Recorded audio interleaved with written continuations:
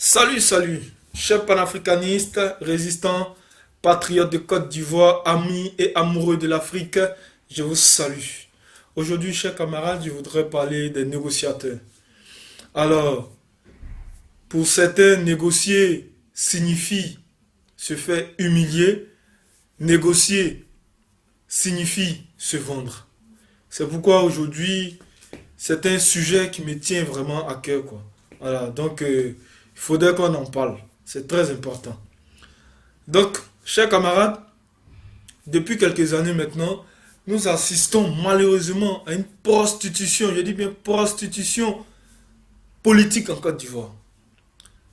Alors, je vous rappelle, chers camarades, que dans les années 2000, lorsque la Côte d'Ivoire fut brutalement et sauvagement attaquée, hein, M. Laurent Gbagbo a voulu négocier. Pour ceux qui le savent, ils le savent. M. Laurent Gbagbo a voulu négocier, a voulu amener le pays à la paix, a même fait un forum de la réconciliation. Mais nous avons remarqué que certains, parmi ses collaborateurs les plus proches, avaient renié ça, avaient dit non à cette réconciliation, avaient dit non à cette négociation que M. Laurent Gbagbo avait entamée avec les rebelles.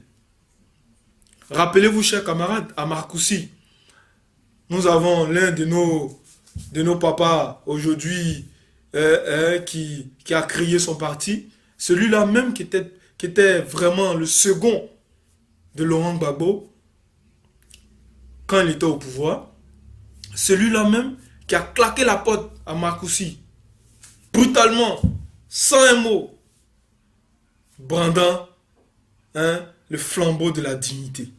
Mais malheureusement aujourd'hui, nous voyons que ce n'était pas le flambeau de la dignité, mais c'était le flambeau du ventre plein. Et à ça, nous disons non. Nous disons non à cela. Aujourd'hui, nous constatons malheureusement plus d'un millier de partis, je vais dire, j'exagère peut-être, mais trop de partis en Côte d'Ivoire. Et ces partis-là, malheureusement, scandent le nom de Laurent Gbagbo.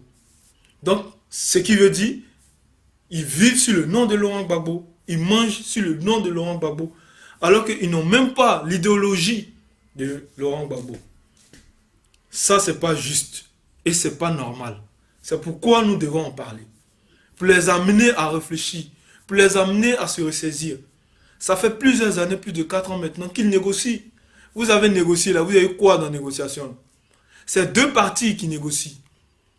Et ces deux partis-là ont quelque chose à donner. Vous avez quoi à donner? Ou bien vous avez quoi comme puissance? Vous avez quoi comme, je sais pas, vous n'avez rien. On vous voit tout le temps en train de faire des balais. Allez vous prosterner devant le chef de l'État ivoirien. C'est ça négocier pour vous? Pendant que les Ivoiriens souffrent, pendant que les Ivoiriens sont privés de parole, pendant que les Ivoiriens dorment mal, pendant que les Ivoiriens ne sont pas libres d'aller et de venir, pendant que les Ivoiriens sont jetés en prison, pendant que les Ivoiriens sont traqués comme du gibier, pendant que ces mêmes Ivoiriens-là encore sont emprisonnés. Alors, chers camarades, dites-nous, où vous allez avec cette négociation? Cette négociation apporte quoi aux Ivoiriens? Depuis là, ça fait des années que vous négociez. Ça a apporté quoi? Je vous rappelle, chers camarades, quand vous étiez en prison, les gens, ils ont marché. Ils ont crié haut et fort pour que vous soyez libérés. Aujourd'hui, en liberté, vous avez oublié ceux qui souffrent encore dans les prisons de Côte d'Ivoire. Ce n'est pas juste. Ce n'est pas normal. C'est pourquoi nous avons décidé de faire cette vidéo. Pour nous adresser à ces gens malhonnêtes. Vous qui avez bouffé sur le dos de M. Laurent Gbagbo. Vous qui avez sali sa présidence. Vous qui avez négocié, qui avez dealé avec le diable dans son dos. C'est à vous que je m'adresse. Ressaisissez-vous. Ressaisissez-vous avant qu'il ne soit trop tard. Parce que c'est la honte.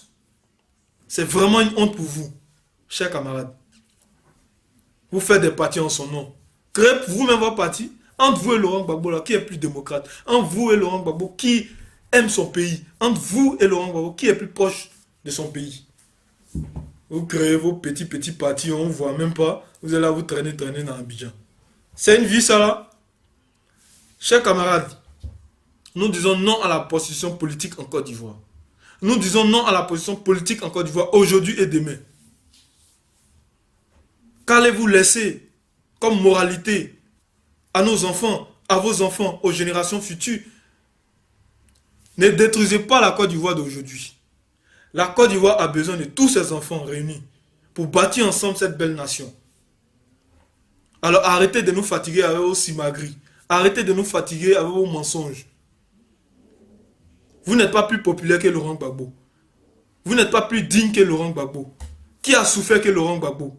L'homme qui était dans une résidence qui a été pilonnée sauvagement. Si c'était vous là, vous pouvez rester dans la résidence, on vous a vu un à un, vous avez sauté, vous êtes béou du pays. Donc arrêtez ça. Il n'y a pas un guerrier, il n'y a pas un de vous qui est plus guerrier que Koudou Gbagbo. Voilà, c'est pas du fanatisme, c'est la triste réalité. Voilà. On a vu des gens ici, qui sont levés à Paris ici pour aller négocier. Ils ont fait quoi? Un petit mythique dans 2 mètres carrés là.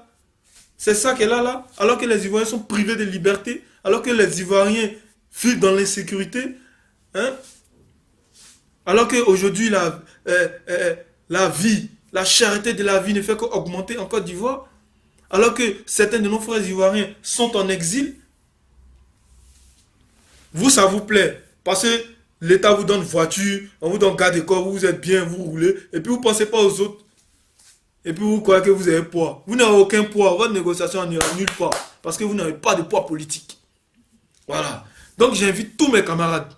J'invite tous les résistants. J'invite tous les panafricanistes à se réunir. À s'unir. À se mobiliser. À rester soudés. Comme ça là. On doit rester soudés comme ça. C'est étant nombreux, ayant un poids véritable qu'on pourra aller à la négociation.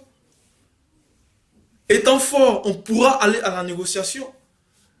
Dans la liberté, on pourra aller à la négociation. Si les Ivoiriens sont en sécurité, on pourra aller à la négociation. Mais sans ça, chers camarades, je pense qu'on ne pourra pas aller à la négociation. C'est pourquoi nous devons mener à bien ce combat. C'est pourquoi aussi cette révolution orange tombe à pic. Pour que nous puissions la porter sur nos faibles épaules.